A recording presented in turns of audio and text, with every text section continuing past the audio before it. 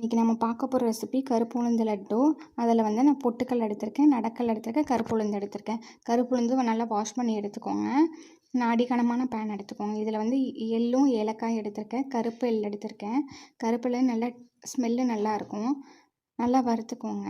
இதோட நம்ம கொஞ்சம் நல்லெண்ணெய் 2 ட்ராப் விட்டுக்கலாம். நல்லா வறுபட்டு தரும். 2 ட்ராப் விட்டுட்டு நல்லா வறுத்துக்கோங்க. சிம்லேயே வச்சு வருங்க. வறுத்ததுக்கப்புறம் நம்ம வறுத்துருச்சு, நல்லா வறுத்துருச்சு. இப்போ நம்ம கூல் டவுன் பண்ணி அரைச்சிக்கலாம். நம்ம இப்போ மிக்ஸி ஜார் எடுத்துக்கிறோம். ஒவ்வொன்றா ஆட் பண்ணி நம்ம நல்லா பிளெண்ட் பண்ணிக்கலாம். நல்லா அரைச்சி எடுத்துக்கலாம்.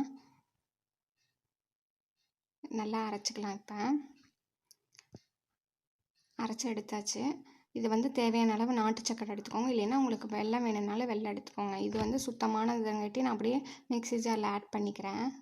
ஆட் பண்ணி ஒரு ஓட்டு ஓட்டிக்கலாம். ஓட்டி எடுத்தாச்சு. இதை வந்து தட்டில் மாற்றிட்டு ஃபுல்லு கலக்கிக்கலாம். எல்லாம் செய்கிற அளவு கலக்கிட்டு நம்ம தேவையான அளவு நல்லெண்ணெய் ஊற்றி பிடிச்சிக்கலாம். சுத்தமான நல்லெண்ணெய் எடுத்திருக்கேன். வேணும்னா நெய் கூட இதில் ஆட் பண்ணிக்கலாம். இதில் நான் 1 ஸ்பூன் நெய்யும் இது கலந்துக்கிறேன். இதோடு சேர்த்து நெய் ஊற்றிட்டு ஒரே 1 ஸ்பூன் ஊற்றிருக்கேன். இப்போ உருண்டை பிடிக்க ஆரம்பிக்கலாம். உங்களுக்கு என்ன ஷேப் வேணுமோ அந்த ஷேப்பில் பிடிச்சி வச்சுக்கோங்க. நான் உருண்டையே பண்ணிக்கிறேன். பால் மாதிரி பண்ணி எடுத்து வச்சுக்கிறேன். இது வந்து 10லேருந்து 20 நாள் வரைக்கும் கெடாமல் இருக்கும். குழந்தைங்களுக்கு வந்து ரொம்ப ஹெல்த்தியான ஸ்நாக்ஸு.